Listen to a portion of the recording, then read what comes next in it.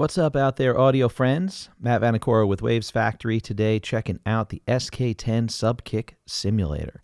So if any of you are fortunate enough to have ever used a Subkick microphone, it's basically a speaker that you reverse around and it works as a microphone. You sort of attach it or put it to the front of your kick drum, and it gets some of those really lovely, powerful, punchy low-end frequencies that you could spend a long time in EQ trying to get and nail down the exact sound of it. It's a really, really fascinating and interesting microphone, and I actually use it quite frequently when I'm doing a track that just needs a little extra punch in those drums. And it's really neat that it's available in a plug-in format now without having to mic it separately. So let's check out this emulation of the SK10. So I've got it loaded up right now. I've got it turned off. I've just got this really cool drum groove with a bass line for this song I'm working on, and it needs a little extra punch. If we listen to it,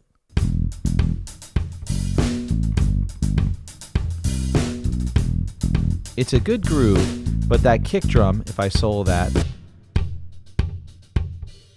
it has a lot of attack, but not a lot of body. In fact, the ringiness of it is kind of overpowering the actual beautiful tone of that drum. So the microphone didn't really, capture enough of the bottom end that I want. This is kind of a dancey, funky track. So what I'm going to do is I'm going to go ahead and enable the SK10. So once it's turned on, even with its default settings, listen to the difference. That's a fat kick. Now I'll turn it off. So just on the default settings, by turning it on and enabling it, already we've got a pretty big improvement. Let's listen to it just with the kick drum. Without it. With it.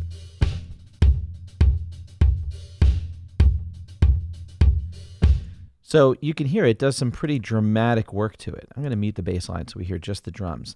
Now, I've got simple controls. First at the top, I've got the VU meter. I can see the incoming signal, the volume of the incoming signal. See, I'm hovering around the 7 right there. And then the volume of the outgoing signal. So maybe a little bit of punch added by this right now. And as I go ahead and adjust the outgoing volume, I can bring it up to a saturated level that makes me happy. Of course, I want to keep track of the outgoing volume in relationship to the fader of the particular instrument, but it's really nice if you recorded a bit of a light kick drum and you want to go ahead and give it a little boost, you can do it there. So you can keep your eye on the incoming and outgoing gain.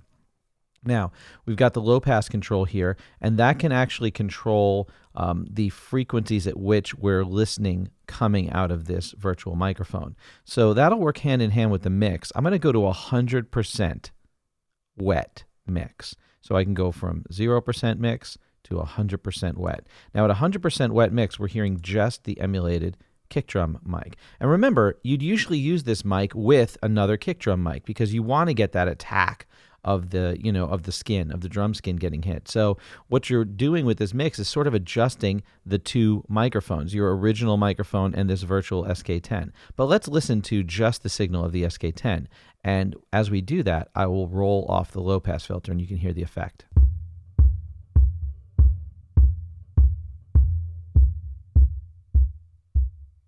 So now you hear only those frequencies below 36 hertz that the microphone is capturing. And as I go higher, you're hearing that Subkick mic pick up some of those upper frequencies. And that's up to you how much of that you want to catch. If you want a super pure Subkick mic, I could keep it just around like 200 and lower, and then start to bring back the original signal of my microphone. And there you go. So now I've just got that extra low-end punch below 200 with it turned off. Definitely a lot more papery, right? It's a little bit thinner. It doesn't have the power and punch. And when I mix it in, pop that bass back in, it can sit right in there and give me the power I need to make a really solid danceable track without having to hook up a second microphone. So the SK10 is a really powerful plugin, but with incredibly simple, easy to understand and grasp controls. and it makes it punchier and more powerful just by turning it on. But then you can really tweak it and dial it in, get it to the settings that you want that match the genre of music you're working on perfectly. Check out the SK10 plugin from Waves Factory.